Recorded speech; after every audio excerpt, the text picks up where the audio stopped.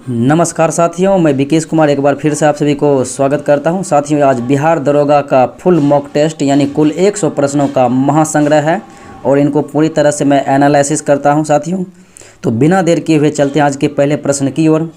पहला प्रश्न है, अंग्रेज और फ्रांसीसियों के मध्य जो है निर्णायक वांडीवास की लड़ाई लड़ा गया था और ये 1760 में हुआ था, आप सभी को पता है, लेकिन इसमें डेट भी दिया गया है तो होगा 22 जनवरी 1760 ईस्वी को वांडीवास की लड़ाई लड़ी गई थी। अगले प्रश्नों को देखते हैं।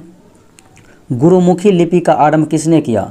तो गुरुमुखी लिपि का आविष्कार सिख के दूसरे गुरु हुए थे, गुरु अंगद ने किया। और आपको पता है साथियों, सिखों के पहले गुरु हुए थे गुरु नानक साहब और दूसरे गुरु अंगद, तीसरे गुरु अमरदास, चौथे गुरु रामदास और पांचवें गुरु अर्जुन देव और छठे हरगोविंद, सातवें गुरु हुए थे हरिहुर्राय, आठवें गुरु हरकिशन, नवें गुरु हुए थे तेग बहादुर और सिखों के 10वें गुरु हुए थे गुरु गोविंद सिंह, जिनका संबंध बिहार के पटना से था, पटना साहिब में। अगले प्रश्नों को देखते हैं। सिंधु घाटी सभ्यता का कह रहा है वाणिज्यिक राजधानी किस नदी के किनारे अवस्थित है? तो सिंधु सभ्यता के जुड़वा राजधानी कहने वाले व्यक्ति थे हड़प्पा और मोहनजोदड़ो को पिग्गट साहब ने। पिग्गट ने कहा था, लेकिन यहाँ पूछ रहा है वाणिज्यिक राजधानी, तो वाणिज्यिक राजधानी लोथल था जो कि भगवा नदी के किनारे था। अगले प्रश्नों को देखते हैं। रविन्द्रनाथ टैगोर ने किस आंदोलन के समय मोहनदास करमचंद गांधी को महात्मा की उपाधि दिया? तो ये भी रविन्द्रनाथ टैगोर ने चंपारण सत्याग्रह जो 1917 ईस्वी में हुआ था, 1917 ईस्वी में, इससे प्रभावित होकर महात्मा गांधी को महात्मा की उपाधि दिया था। अगले प्रश्नों को देखते हैं। करा इनमें से कौन सुमेलित नहीं है? सर्वप्रथम नहीं है तो हम नहीं को पकड़ेंगे। तो नहीं है तो चंपारण सत्याग्रह के बाद जो प्रसिद्ध घटना हुआ था वो खेरा का सत्याग्रह 1918 में हुआ था और अहमदाबाद मिल मजदूर आंदोलन महात्मा गांधी के द्वारा ही किया गया था, ये भी 1918, ये सही है। साथियों, चौरा चौरी कांड जो हुआ था ये 5 फरवरी 1922 को हुआ था, 1922 को हुआ था, लेकिन यहाँ पर 13 अप्रैल 1919 दिया है। ये जलियांवाला बाग हत्याकांड हुआ था इस दिन, तो ये साथियों गलत हो जाएगा। और असहयोग आंदोलन जो है 1920-22 चला था, ये सही है। यानी गलत कौन है, यानी सुमेलित नहीं है तो वह है चौरा चौरी कांड, होगा 5 फरवरी 1922। अगले प्रश्नों को देखते हैं। ब्रिटेन के प्रधानमंत्री विंस्टन चर्चिल ने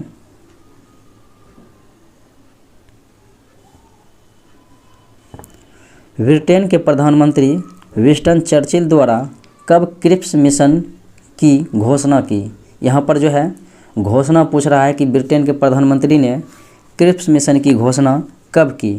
तो साथियों, ये किया गया था 11 मार्च 1942 ईस्वी को, जबकि 24 मार्च 1942 को क्रिप्स मिशन भारत आया था।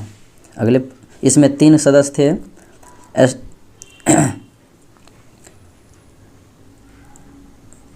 अगले प्रश्नों को देखते हैं।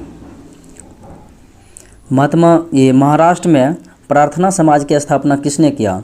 तो महाराष्ट्र में जो है प्रार्थना समाज की स्थापना करने वाले थे MG Ranade, option number D. अगले प्रश्नों को देखते हैं। 1932 में अखिल भारतीय हरिजन संघ की स्थापना किसने की? तो अखिल भारतीय हरिजन संघ की स्थापना महात्मा गांधी के द्वारा किया गया था 1932 ईस्वी में। अगले प्रश्नों को देखते हैं। अखिल भारतीय किसान सभा की स्थापना कब की गई? तो अखिल भारतीय किसान सभा की स्थापना 1936 में लखनऊ में की गई थी। अगले प्रश्न को देखते हैं। कहता है उत्पल तथा लोहार वंश के संस्थापक, लोहार वंश का संबंध किससे था? लोहार वंश और उत्पल वंश का संबंध ये जो है जम्मू कश्मीर से था, जबकि आपको पता है कि लोहार वंश के संस्थापक संग्राम राज थे। अगले प्रश्नों को देखते हैं। कहता है निम्नलिखित में से कौन सुमेलित नहीं है? नहीं है का बात जिक्र किया गया है, तो इनको पकड़ते हैं। साथियों, आपको पता है कि जैन धर्म के दूसरे तीर्थंकर जो हुए थे वो अजितनाथ थे, ये बात सही है। जैन धर्म के तीसरे तीर्थंकर संभवनाथ थे, ये भी बात सही है।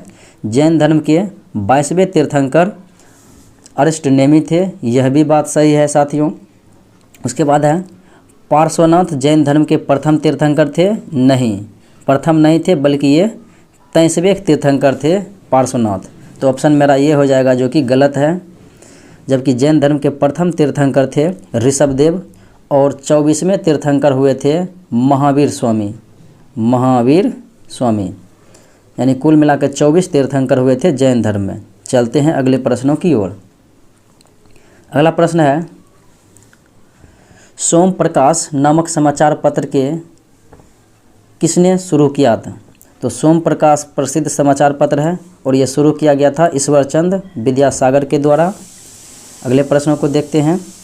कहता है निम्नलिखित में से कौन अष्टाध्यायी के लेखक हैं? तो साथियों अष्टाध्यायी पुस्तक के लेखक जो हैं वो पाणिनि थे। अगले प्रश्नों को देखते हैं।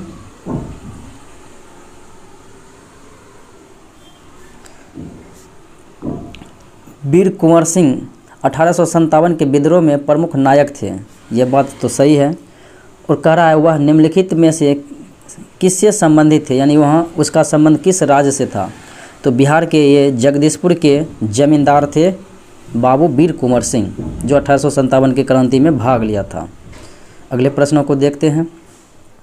निम्नलिखित में से किसने आगरा शहर की नींव या स्थापना किया था? तो ये था साथियों सिकंदर लोदी, जिन्होंने आगरा शहर की स्थापना किया था 1504 ईस्वी में। अगले प्रश्नों को देखते हैं।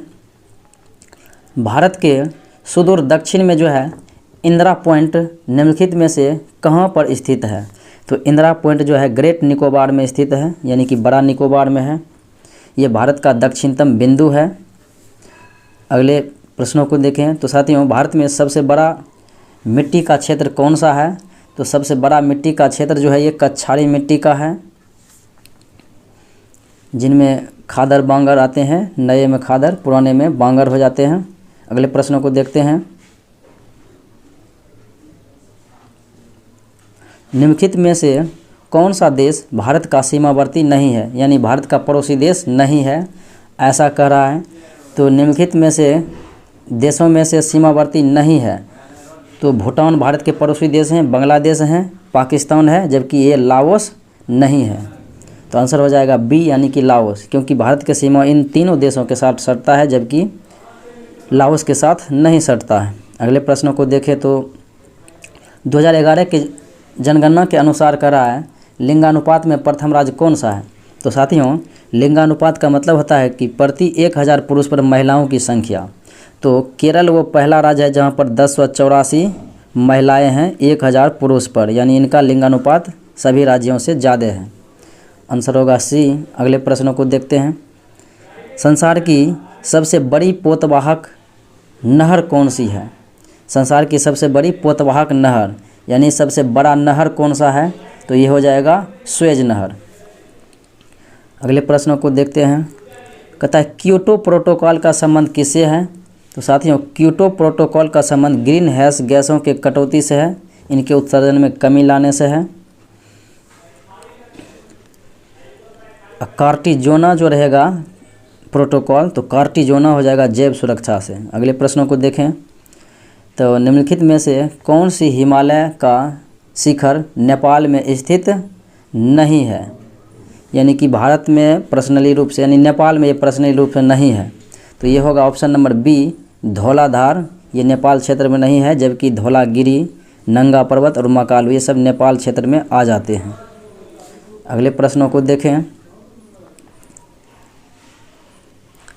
कहता है तुझ बई परियोजना, तुझ बई परियोजना का संबंध किस राज्य से है, यानी किस राज्य में अवस्थित है? साथियों तुझ बई परियोजना जो है यह मिजोरम राज्य में है और तुझबई नदी पर ही है। तुझबई परियोजना तुझबई नदी पर मिजोरम में है। अगले प्रश्न है निम्नलिखित में से कौन मैंग्रोव वनस्पति सुमेलित नहीं है, यानी एक तरफ से मैंग्रोव वनस्पति दिया है और एक तरफ से दिया है कि वो कहाँ पर स्थित है। तो साथियों काजूवेली जो है तमिलनाडु में है, कोरिंगा आंध्र प्रदेश में है और कुंडापुर कर्नाटक में है, जबकि श्रीवर्धन गोवा नहीं होगा, यहाँ पर महाराष्ट्र होगा। श्रीवर्धन जो है महाराष्ट्र में स्थित है, यानी ऑप्शन नंबर डी होगा। अगले प्रश्न को देखें, निम्नलिखित में से कौन सी कृष्णा नदी की सहायक नदी नहीं है? कृष्णा की सहायक नदी नहीं है। तो साथियों, पंचगंगा, दूधगंगा और मालप्रभा ये सब कृष्णा की सहायक नदी है, जबकि बेनगंगा गोदावरी की सहायक नदी है। ऑप्शन नंबर डी होगा। अगले प्रश्नों को देखें, निम्नलिखित में से कौन सा किसी देश की आर्थिक समृद्धि का सबसे उपयुक्त मापदंड है? यानी किसी भी देश के आर्थिक वृद्धि का सबसे उपयुक्त मापदंड क्या है? तो वो है प्रति व्यक्ति आय। यानी प्रति व्यक्ति आय बढ़ेगा तो ऐसा लगेगा कि वो देश ग्रोथ कर रहा है। आगे देखें साथियों क्वेश्चन, तो कहता है भारत में महलवारी व्यवस्था के संदर्भ में निम्न में से कौन सा कथन सही है? यानी सही कथन को चुनना है। तो यह व्यवस्था का जनक जो है हॉल्ट मैकेंजी थे महलवारी के, ये बात सत्य है। कहता है यह व्यवस्था दक्षिण भारत में लागू की गई थी, ये बिल्कुल गलत है, क्योंकि यह व्यवस्था संयुक्त प्रांत में लागू की गई थी, संयुक्त प्रांत में। तो मेरा ऑप्शन नंबर ए हो जाएगा, केवल एक जो है सही है कि हॉल्ट मैकेंजी इसके जनक माने जाते हैं। अगला प्रश्न है, राष्ट्रीय कृषि बाजार नेशनल एग्रीकल्चर मार्केट के संबंध में निम्नलिखित कथनों पर विचार करें। कहता है कि यह एक अखिल भारतीय इलेक्ट्रॉनिक व्यापार पोर्टल है जिसका उद्देश्य कृषि संबंधित वस्तुओं के लिए एक एकीकृत राष्ट्रीय बाजार निर्माण करना है। ये बात सही है। अगले ऑप्शन देखें तो कहता है लघु कृषक कृषि व्यवसाय संघ SFAC ई नाम के कार्यान्वयन की अग्रणी संस्था है। यानी ई नाम राष्ट्रीय कृषि बाजार के जो है अग्रणी संस्था जो है लघु कृषक कृषि व्यवसाय संघ है। ये बात भी सही है, यानी दोनों के दोनों सही है, यानी दोनों मेरा जो है ऑप्शन सही है। तो ऑप्शन आंसर हो जाएगा सी नंबर, 1 और 2 दोनों सही है। अगला प्रश्न है कि जोखिम पूंजी से क्या तात्पर्य है? तो साथियों, जोखिम पूंजी से तात्पर्य यही है कि नए उद्यमियों को उपलब्ध कराई गई दीर्घकालीन प्रारंभिक पूंजी को ही जोखिम पूंजी कहा जाता है। नए उद्यमियों को उपलब्ध कराई गई दीर्घकालीन प्रारंभिक पूंजी को जोखिम पूंजी कहते हैं। अगले प्रश्न को देखें, कहता है कौन सा सुमेलित है? यानी सुमेलित है, तो देखते हैं। बॉक्साइट, लोहरदगा, अभ्रक, कोडरमा और कोयला झरिया। साथियों, ये 2, 3 यानी 1, 2, 3 तीनों का तीनों सही है। बॉक्साइट लोहरदगा, अभ्रक, कोडरमा और कोयला झरिया में है, यानी ऑप्शन नंबर डी हो जाएगा। 1, 2, 3 सही है। चलते हैं अगले प्रश्नों को। अगले प्रश्नों को देखें साथियों, कह रहा है निम्नलिखित में से कौन सा राजकोषीय नीति के 3 मूल उद्देश्यों में शामिल है? 3 मूल उद्देश्यों में शामिल है। तो साथियों, यह होगा समग्र व्यय, यानी समग्र खर्च जो है शामिल है, जबकि मांग वृद्धि और दर नहीं है। अगले प्रश्नों को देखें, निम्नलिखित में से कौन सा संगठन वर्ल्ड इकोनॉमिक आउटलुक रिपोर्ट नामक प्रकाशन प्रकाशित करता है?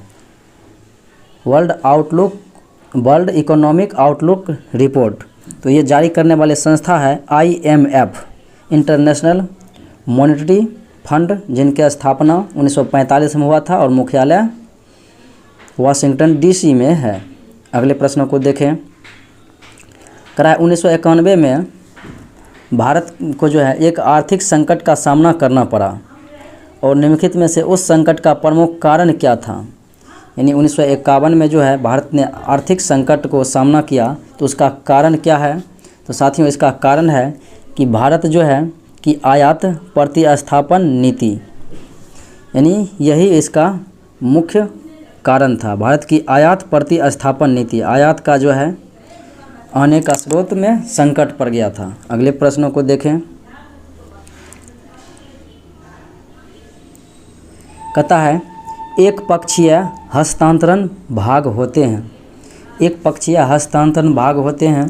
तो साथियों इसका आंसर हो जाएगा ए नंबर, भुगतान संतुलन के चालू खाते। एक पक्षीय हस्तांतरण भाग होते हैं भुगतान संतुलन के चालू खाते का। अगले प्रश्न को देखें। कहता है निम्नलिखित में सुमेलित करने के लिए यानी कौन सा सुमेलित है। तो साथियों यानी मिलाने के लिए कर रहा है, तो मिलाते हैं।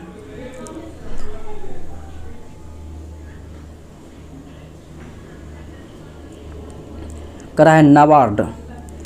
तो नाबार्ड साथियों आपको पता है कि ये जो है पुनर्वितरण करना एक प्रमुख कार्य है। यानी कि ये जो है नाबार्ड का कार्य है पुनर्वितरण करना एक प्रमुख कार्य। यानी कि ए का हो जाएगा 4 और उसके बाद COPU करा। इसका मतलब क्या है। तो साथियों ये जो होगा एक सार्वजनिक उद्यमों से संबंधित संसदीय समिति। यानी बी का हो जाएगा 3, ए का हो जाएगा 4, बी का हो जाएगा 3 और उसके बाद साथियों करा है BIFR। तो इनका कार्य क्या है। तो इनका कार्य साथियों होगा कि औद्योगिक कंपनियों की रुग्णता का निर्धारण करना। ये हो जाएगा सी का 2 और करा है डी में ICAR क्या है। तो साथियों ICAR जो है ये विस्तार सुविधा प्रदान करना एक प्रमुख कार्य है इनका। तो यानी ऑप्शन नंबर मेरा ए हो जाएगा कि 4 3 2 1। तो 35 का मेरा आंसर हो जाएगा 4 3 2 1 ऑप्शन नंबर ए। अगले प्रश्नों को देखें। निम्नलिखित में से कौन से बैंकों के विलय के लाभ हो सकते हैं। यानी अगर बैंक का विलय कर दिया जाए तो इनमें से कौन सा लाभ हो सकता है विलय करने से। तो देखते हैं साथियों वैश्विक बैंकों की उत्पत्ति, ये बात सही है। बेहतर जोखिम प्रबंधन, यह भी बात सही है। बेहतर नियमन, ये भी बात सही है। और बेहतर ग्राहक सेवा, ये भी सही है। लागत का इष्टतमीकरण, ये भी बात सही है। यानी ऑप्शन नंबर मेरा हो जाएगा डी कि 1 2 3 4 सभी के सभी कथन 4 5 सही हैं। अगले प्रश्नों को देखें। उस कहता है स्वतंत्र व्यापार नीति उस नीति को कहते हैं जहां, यानी स्वतंत्र व्यापार नीति उस नीति को कहते हैं जहां पर शुल्क अनुपस्थित होता है। यानी शुल्क जो है अगर व्यापार पर नहीं लगे तो उसे स्वतंत्र व्यापार नीति कहते हैं। अगले प्रश्नों को देखें। कहता है निम्नलिखित में से कौन एक संतुलित बजट को सर्वोत्तम वर्णित कहता है। यानी कौन सा जो है किस प्रकार के बजट को आप संतुलित बजट कहेंगे। साथियों अगर आपके पास आय और व्यय दोनों बराबर रहे तो उसे हम संतुलित बजट कहेंगे। अगर एक तरफ जो है घाटे नफ़े का जिक्र होगा तो वो घाटे का बजट हो जाएगा। लेकिन जब आपके पास व्यय भी और प्राप्तियाँ यानी आय भी बराबर हो तो उसे संतुलित बजट कहेंगे। अगले प्रश्नों को देखें। कहता है मिलान करने के लिए। तो साथियों इनको मिलान करते हैं। एक तरफ दिया हुआ है देश और उसके साथ दिया गया है एक तरफ मुद्रा। थाईलैंड की मुद्रा है बहत, मलेशिया की मुद्रा है रिंगरिट और दक्षिण कोरिया की मुद्रा है वॉन, इंडोनेशिया की मुद्रा है रुपया।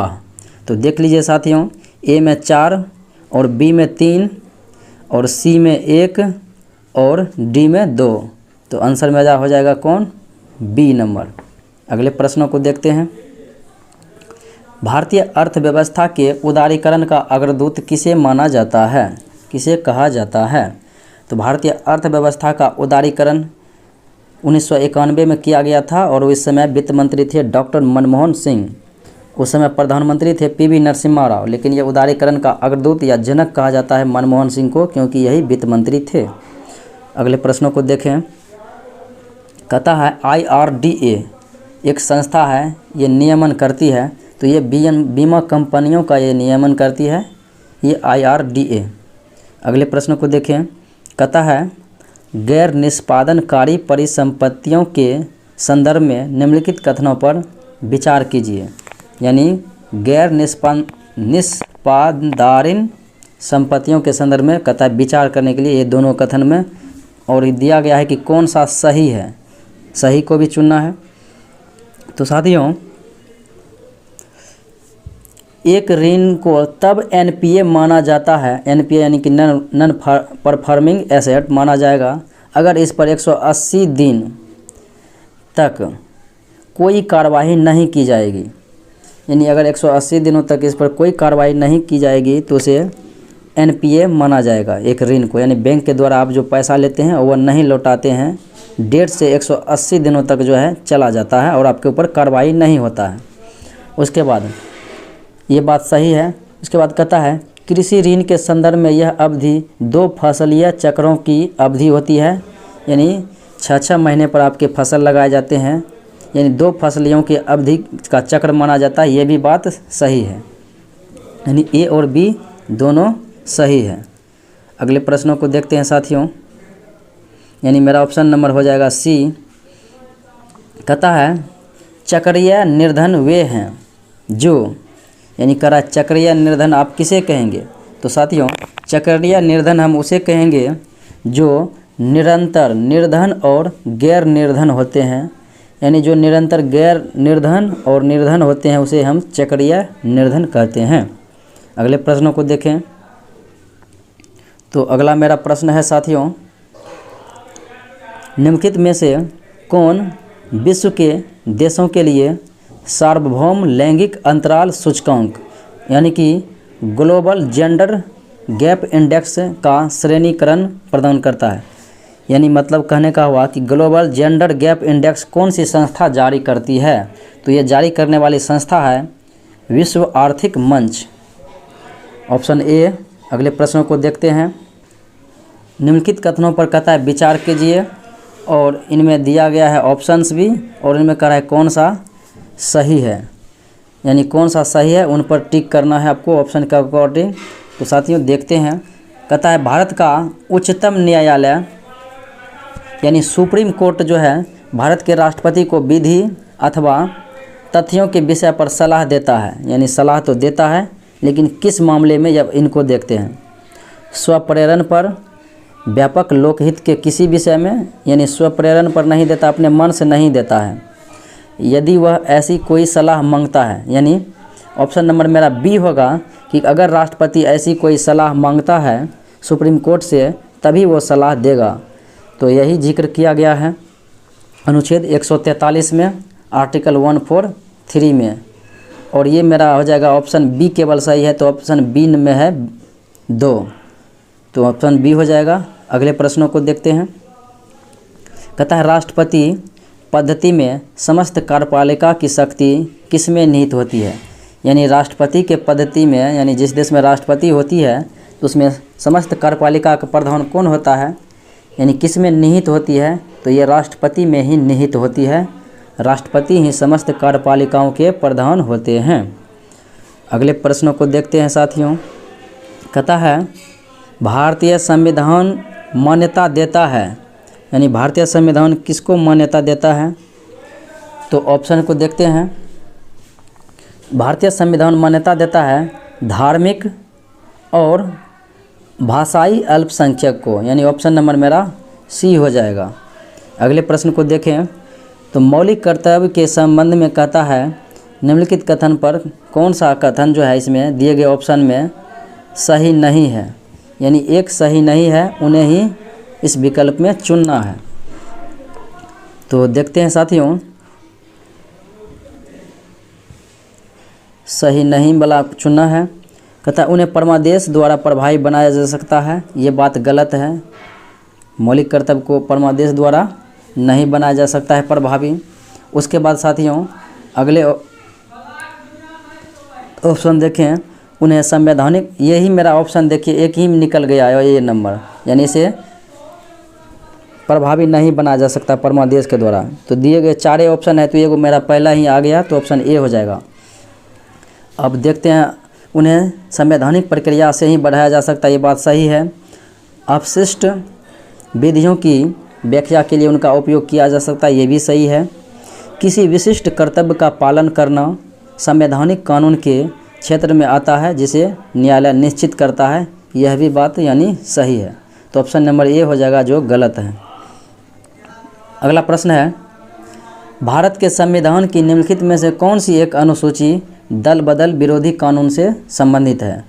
तो भारत के 10वीं अनुसूची में है दल बदल जो है का वर्णन किया गया है, और इसे 52वां संविधान संशोधन द्वारा जो है 1985 में जोड़ा गया था।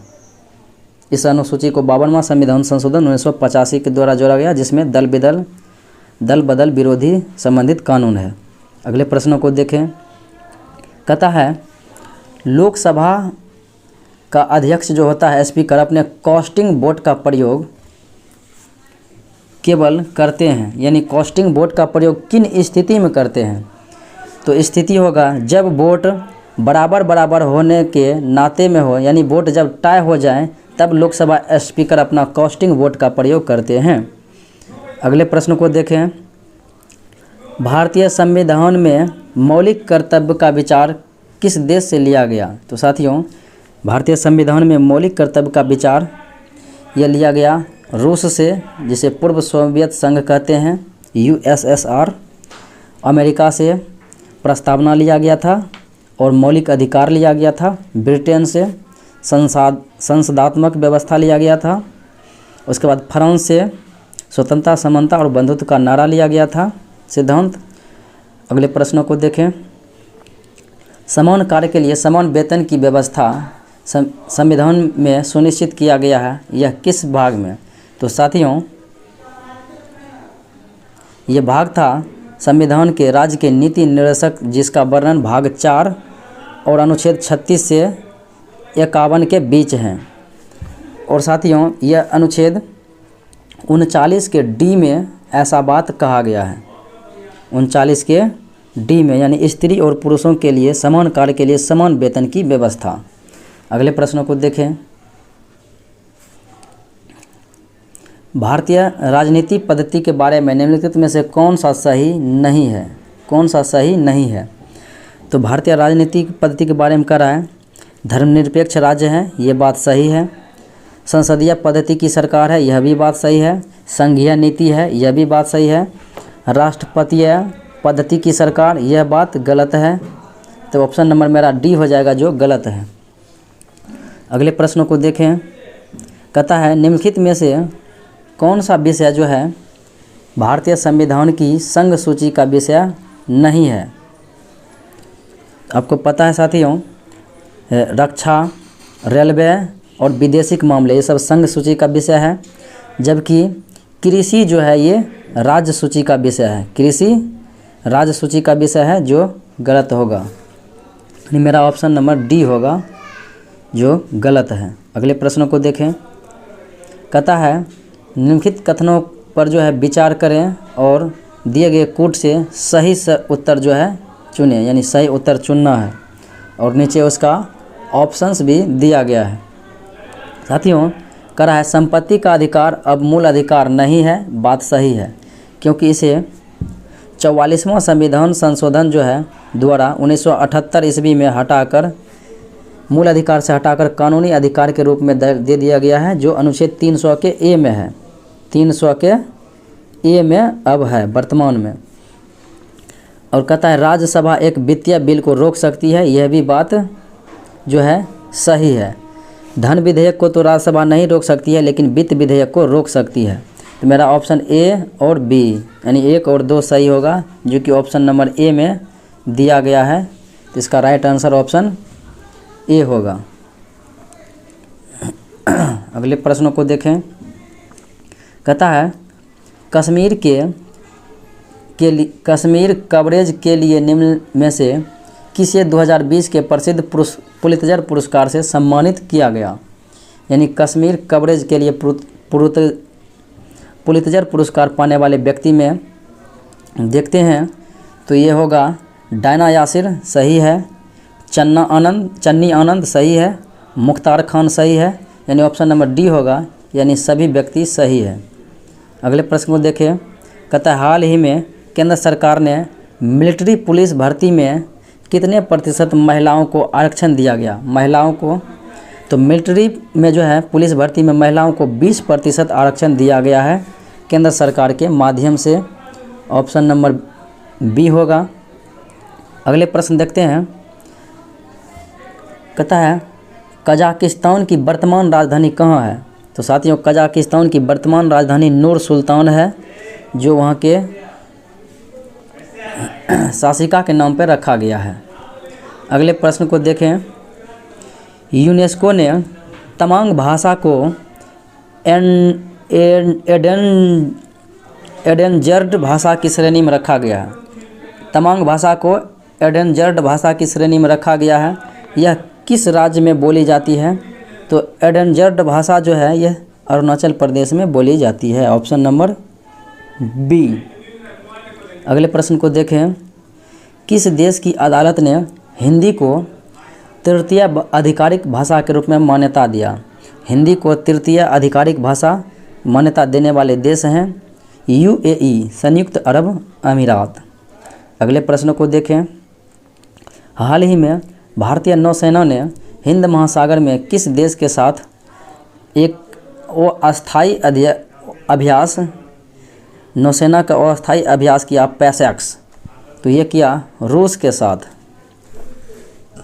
अगले प्रश्न को देखें, कहता है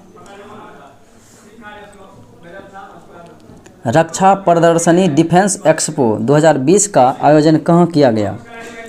रक्षा प्रदर्शनी डिफेंस एक्सपो 2020 का आयोजन किया गया था साथियों, ये लखनऊ में, यानी कि मेरा राइट आंसर जो होगा वो बी होगा। अगले प्रश्नों को देखते हैं।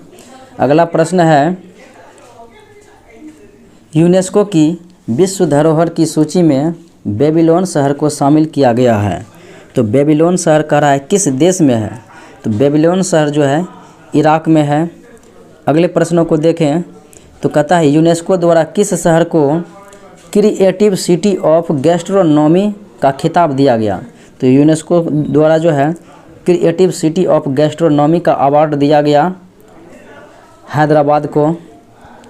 अगले प्रश्नों को देखें, तो साथियों कहता है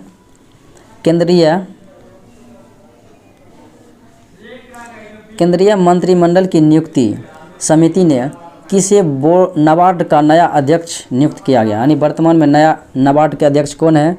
तो Govinda Rajulu Chintala. Option number D. अगले प्रश्न को देखें, महिला यात्रियों की सुरक्षा को देखते हुए किस राज्य की सरकार ने एक विशेष बस सेवा सी शटल लॉन्च किया? सी शटल का शुभारंभ किया किस राज्य ने? तो यह तेलंगाना राज्य है जो महिला यात्रियों के लिए सी शटल बस सेवा शुरुआत किया है।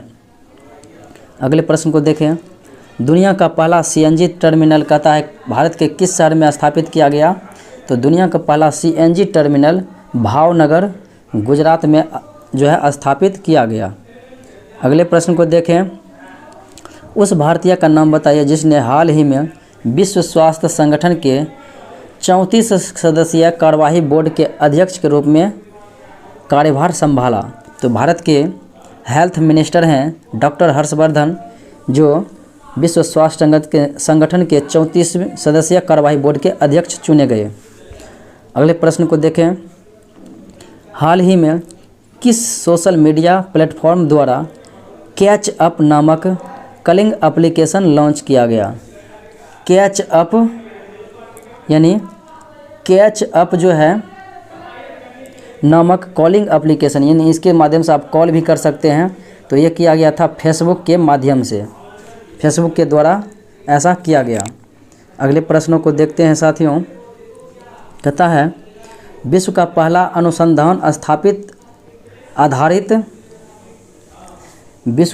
अनुसंधान आधारित आर्टिफिशियल इंटेलिजेंस विश्वविद्यालय किस देश में निर्मित किया गया? आर्टिफिशियल इंटेलिजेंस विश्वविद्यालय यह जो है यूएई यानी संयुक्त अरब अमीरात में स्थापित किया गया। अगले प्रश्न को देखें, कहता है ईज ऑफ डूइंग बिजनेस 2020 के अनुसार जो है रैंकिंग में किस राज्य ने शीर्ष स्थान प्राप्त किया, यानी प्रथम रैंक पर कौन सा राज्य रहा 2020 के ईज ऑफ डूइंग बिजनेस में? तो ऐसा करने वाले थे आंध्र प्रदेश। तो ऑप्शन नंबर मेरा सी हो जाएगा। अगले प्रश्नों को साथियों देखते हैं।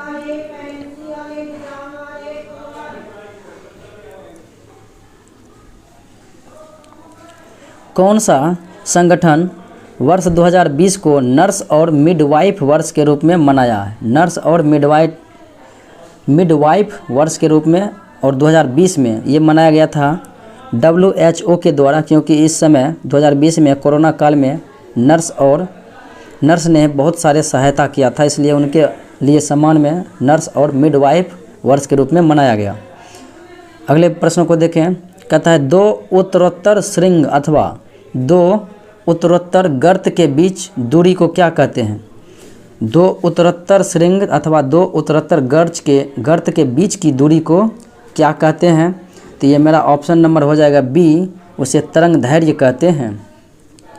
अगले प्रश्न को देखें। निम्नलिखित में से कौन सी सदिश राशि नहीं है? सदिश राशि नहीं है तो वेग, बल, विस्थापन, त्वरण ये सब सदिश राशि हैं, जबकि ताप, दाब, आयतन ये सब अदिश राशि हैं।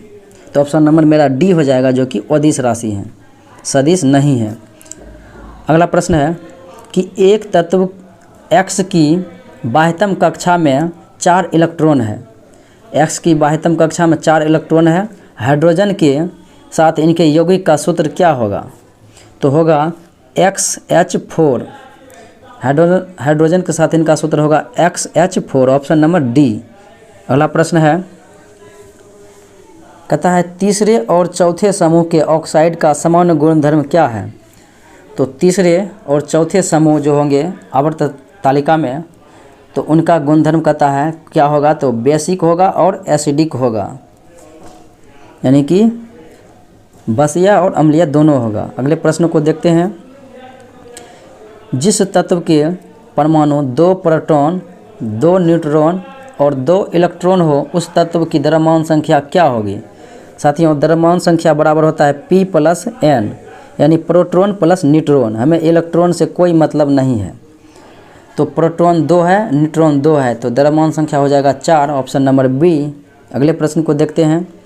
निम्नलिखित में से कौन सा इलेक्ट्रॉनिक विन्यास धातु तत्वों के लिए होता है?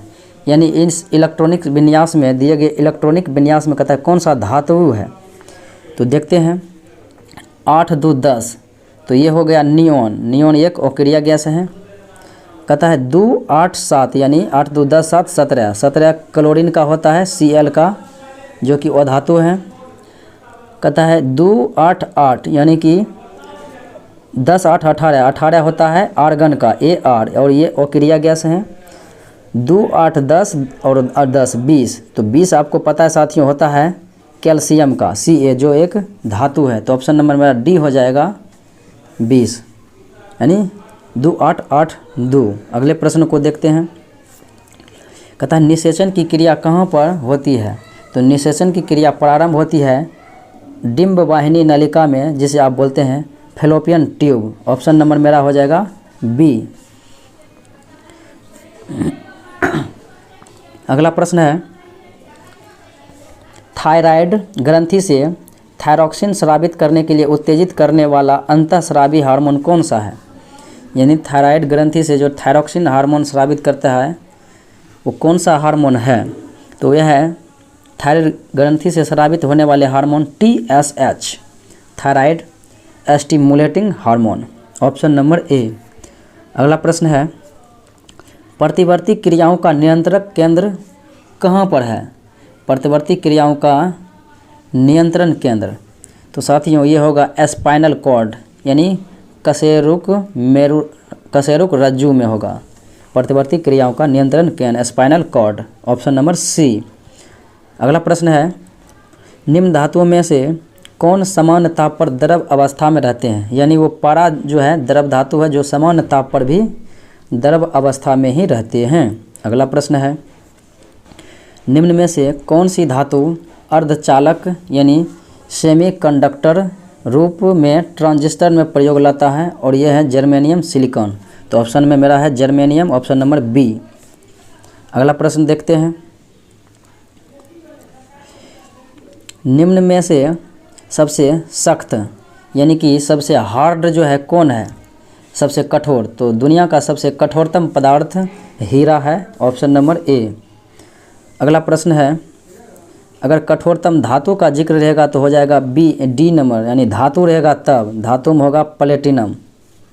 अगला प्रश्न देखते हैं, पौधों एवं पेड़ों का खाना तैयार करने की प्रक्रिया क्या कहते हैं? यानी पौधे जो है किस विधि के द्वारा खाना तैयार करती हैं? तो वो करती हैं फोटोसिंथेटिक यानी प्रकाश संश्लेषण। प्रकाश संश्लेषण के माध्यम से खाना तैयार करते हैं पौधे। अगला प्रश्न देखते हैं, जैविक सिस्टम में रासायनिक क्रिया की प्रक्रिया को तेज करने में उत्तरदायी पदार्थ क्या है? जैविक सिस्टम में रासायनिक क्रिया की प्रतिक्रिया को तेज करने में उत्तरदायी पदार्थ यानी एंजाइम होती है, जिसे कैटलिस्ट बोलते हैं। ये जो है रासायनिक क्रिया को तेज कर देते हैं या तो धीमा कर देते हैं, यानी कि ये चेंज ला देते हैं। अगले प्रश्न को देखें, कहता है दोपहर के 12 बजे किस दिशा में इंद्रधनुष दिखाई देते हैं?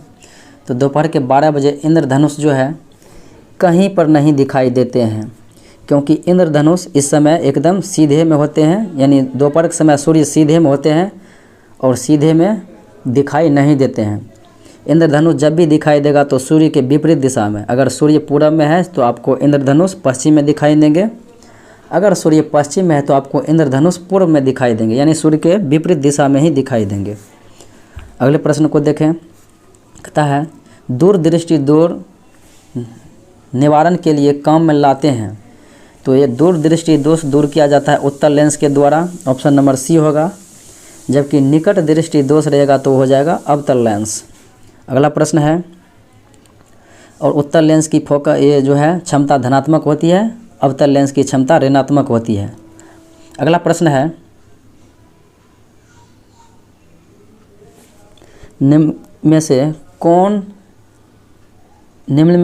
निम्न गैस की अश्रु गैस की तरह काम में लेते हैं, यानी ये कौन सा गैस है जिसे अश्रु गैस की तरह भी आप काम में लेते हैं? तो वो है SO2 सल्फर डाइऑक्साइड।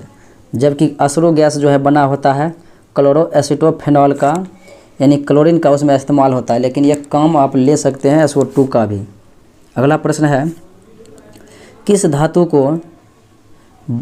किस धातु से बनाया मिश्र धातु हवाई जहाज, रेल के डिब्बे के में पुर्जे काम में लिया जाता है? यानी हवाई जहाज और रेल डिब्बे के जो है पुर्जे बना सकते हैं, ऐसा धातु है एल्युमिनियम, ऑप्शन नंबर सी। अगला प्रश्न है, कहता है जैव विकास इवोल्यूशन को सर्वप्रथम किसने समझाया? तो जैव विकास को सर्वप्रथम समझाया था लेमार्क ने, ये फ्रांस के निवासी हैं। जबकि जैव विकास का सिद्धांत दिया था चार्ल्स डार्विन ने। अगला प्रश्न देखें साथियों, कहता है प्रकाश संश्लेषण के लिए कौन सी गैस आवश्यक है? तो प्रकाश संश्लेषण के लिए CO2 गैस आवश्यक है, जबकि O2 जो है पानी से मुक्त होते हैं प्रकाश संश्लेषण में, लेकिन लिया जाता है CO2, ऑप्शन नंबर डी। अगला प्रश्न देखें साथियों, कहता है क्रोमेटोग्राफी की तकनीक का प्रयोग कब होता है? तो ये क्रोमेटोग्राफी तकनीक कहलाता है एक रंगीन पदार्थों के मिश्रण से पदार्थों को अलग करना। रंगीन पदार्थों के मिश्रण से पदार्थों को अलग करने की विधि को ही क्रोमेटोग्राफी कहते हैं, ऑप्शन नंबर सी। अगला प्रश्न देखें, निम्नलिखित में से कौन सा अम्ल सिरके में उपस्थित रहता है? साथियों, सिरका में एसिटिक अम्ल उपस्थित रहता है, नींबू नारंगी में साइट्रिक अम्ल और HCl रहता है, ऑक्जेलिक अम्ल टमाटर में रहता है। HCl तो आपको पेट में पाया जाता है, आंत में, अमाशय में। अगले प्रश्न को देखें साथियों, कहता है प्लास्टर ऑफ पेरिस का सूत्र क्या है? तो साथियों, प्लास्टर ऑफ पेरिस का सूत्र होता है CaSO4 into half H2O, CaSO4 into half H2O। तो साथियों, मेरा दिया गया ऑप्शन में ऐसा तो बात है नहीं, तो ऑप्शन मेरा दिया हुआ है CaSO4 कि होल 2 इंटू H2O। अगर होल 2 दिया है साथियों, 2 इधर लेंगे कॉमन, तो यानी 2 2 अगर काटेंगे और इधर भी 2, तो यहाँ पर H को 2 से भाग देंगे H2O को, यानी ये 1 है, इसको 2 से भाग देंगे तो 1/2 हो जाएंगे H2O, और ये 2 भी कट जाएंगे, 2 से भाग देंगे, तो यानी मेरा ऑप्शन नंबर बी हो जाएगा CaSO4 के होल 2 H2O। अगला प्रश्न देखिए साथियों, अगला प्रश्न है 12 सेमी और 8 सेमी भुजा वाले आयत से एक समचतुर्भुज बनाया गया जिसकी परिधि आयत की परिधि के समान थी और इसका एक कोण 120 डिग्री था, तो समचतुर्भुज का क्षेत्रफल क्या होगा। साथियों ये कोण ऐसे दिया हुआ है, इससे लेना देना नहीं है। 12 और 8 सेमी भुजा वाले आयत हैं, तो मान लेते हैं कि लंबाई 12 होगा, बड़ा है, और चौड़ाई 8 है, 8 होगा। तो साथियों 12 8 20 हो गया, और इसका अगर हम परिमाप निकालते हैं परिधि, तो 2 × L + B होता है। तो 12 8 20 दूना 20 × 2 करेंगे, तो 20 × 2 करेंगे तो हो जाएगा मेरा 40 परिधि, और जिसकी परिधि आयत की परिधि के समान, यानी समचतुर्भुज का परिधि होता है 4 गुना भुजा, 4 गुना भुजा बराबर 40, यानी दोनों परिधि समान है, तो इसका भुजा निकालेंगे तो हो जाएगा x का वैल्यू आ जाएगा 10। उसके बाद साथियों x के वैल्यू 10 आ गया, तो समचतुर्भुज का क्षेत्रफल होता है 1/2 D1 गुना D2, यानी कि विकर्ण के इस यानी पहला विकर्ण दूसरा विकर्ण। तो आपको 10 भुजा दिया गया है, अगर विकर्ण निकालेंगे तो 10 गुना 10 करेंगे तो 100 होंगे रूट अंडर में, तो बाहर जो है यानी रूट अंदर में 100 रहेंगे, तो बाहर 10 ही बाहर आएंगे।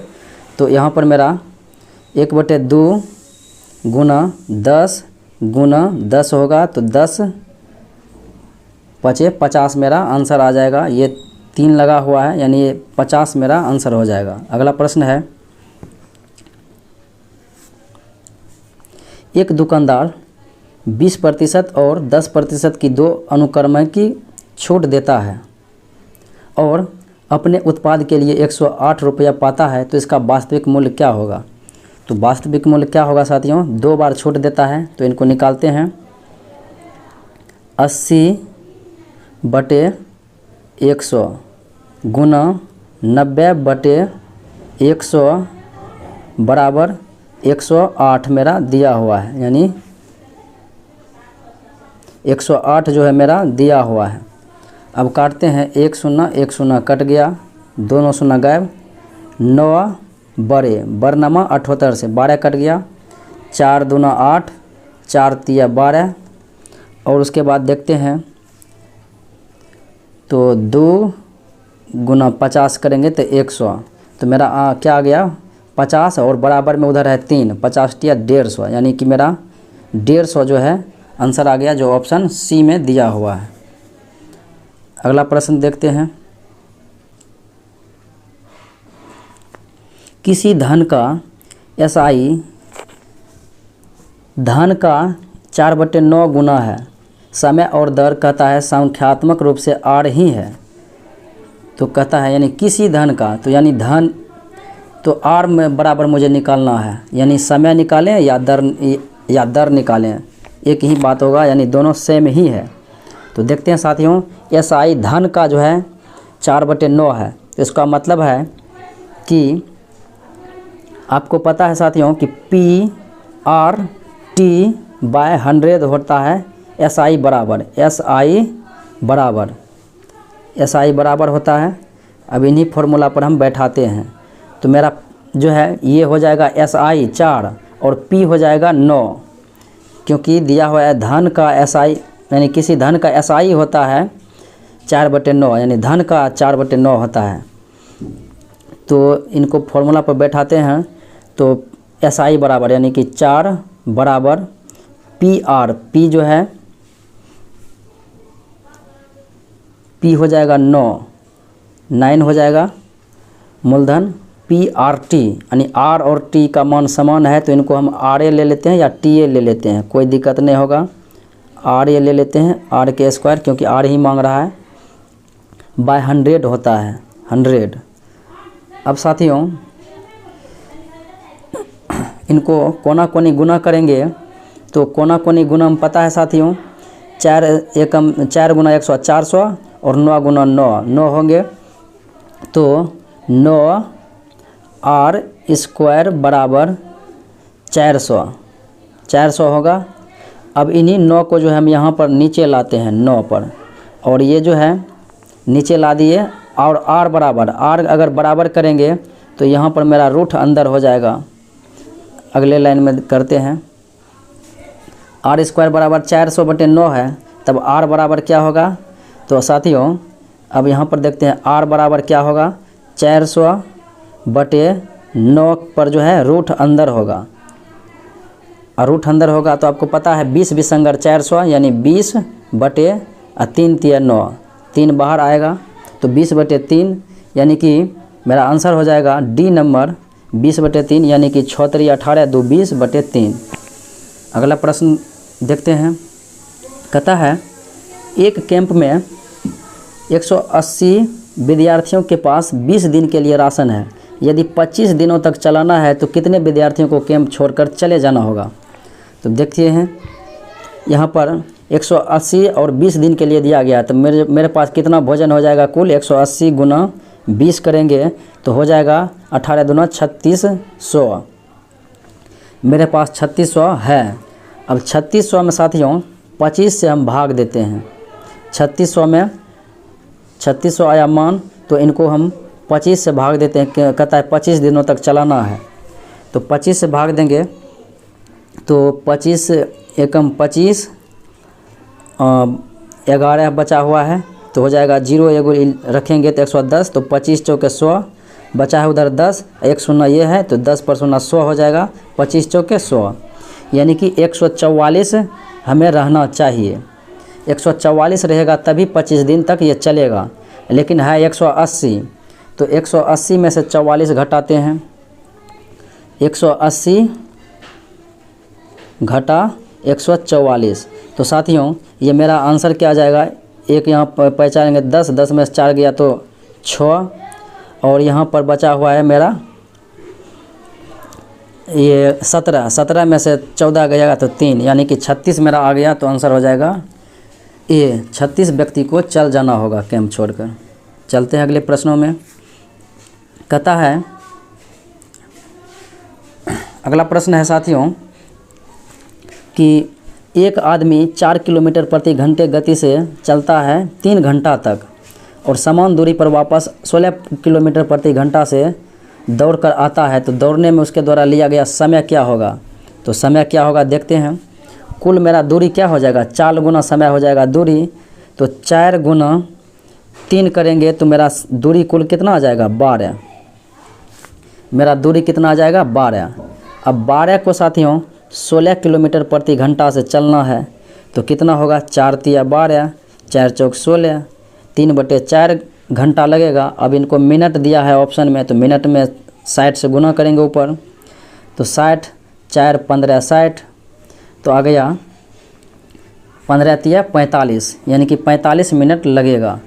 तो साथियों ये था कुल 100 प्रश्नों का महासंग्रह, इसी को हम डेली बेस पर चलाते रहेंगे इसी प्रकार से। तो साथियों उम्मीद है कि ये श्रृंखला आपको अच्छा लगा होगा, अच्छा लगे तो लाइक शेयर कमेंट सब्सक्राइब ज़रूर कर लें और ऑल नोटिफिकेशन को ऑन कर लें ताकि मेरा वीडियो आपको मिलता रहे, उनका सूचना मिलता रहे। साथियों इनका PDF हम जो है टेलीग्राम चैनल नॉलेज जंक्शन मस्ती पर डाल देंगे और वहाँ से आप डाउनलोड करके आप बना भी सकते हैं, क्योंकि इसके अंतर्गत जो है उत्तरमाला भी दिया गया है और इनको मैंने व्याख्या भी कर दिया। तो साथियों आज इतना ही, पुनः मिलते हैं अगले वीडियो में, तब तक के लिए धन्यवाद।